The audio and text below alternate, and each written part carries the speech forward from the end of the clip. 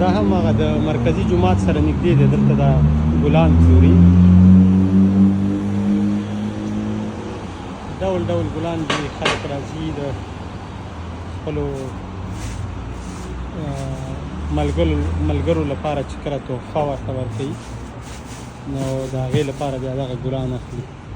او دا ټول تازه دي، تازه ګلان دي.